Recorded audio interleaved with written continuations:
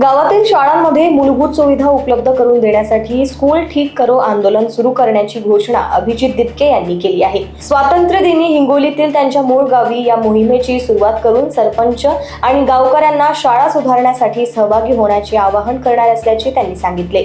शाळांमध्ये बेंच, स्वच्छतागृह, पाणी आणि वीज यांसारख्या सुविधा असाव्यात अशी मागणी त्यांनी केली।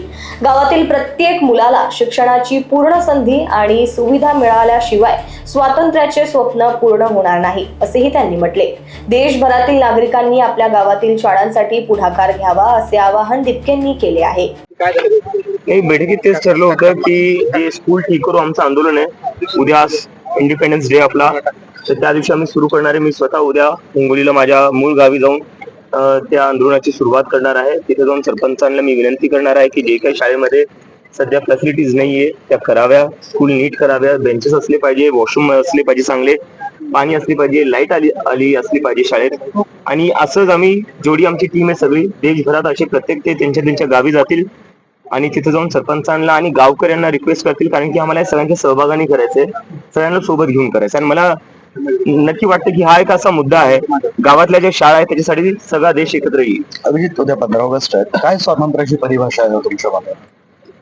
स्वातंत्र्याची परिभाषा माझ्यासाठी ते हीच आहे की जो गावात मुलगा मुलगी शिकतीये, जोपर्यंत त्यांना पूर्ण ऑपॉर्च्युनिटीज आणि फॅसिलिटीज नाही भेटत तोपर्यंत मला कुठं ना कुठं वाटतं की 80 वर्षानंतरही आपण ते स्वप्न पूर्ण नाही करू शकलो जे डॉक्टर बाबासाहेब आंबेडकर असो, जवाहरलाल नेहरू असो किंवा महात्मा गांधी असो यांनी पाहिलं होतं।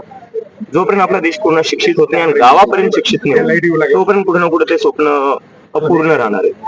आज मुख्यमंत्र्यांच्या उपस्थितीमध्ये तिरंगा रॅली कसं पाहता रॅली झाली पाहिजे? आता तिरंगा रॅलीवर काय झालीच पाहिजे, ती स्वातंत्र्य दिवस उद्या आपला ते झालंच पाहिजे। पण कुठे ना कुठे शिक्षणावरही थोडं लक्ष दिलं पाहिजे। कधीपर्यंत आपल्या गावकडचे म्हणजे आता सगळ्यात जास्त महाराष्ट्रातून व्हिडिओ येत आहेत जे लहान मुलांचे येत आहेत, आणि व्हिडिओ काय येत आहेत, मुली म्हणतात 7-7 किलोमीटर दूर जावं लागतं, रस्ता नाहीये।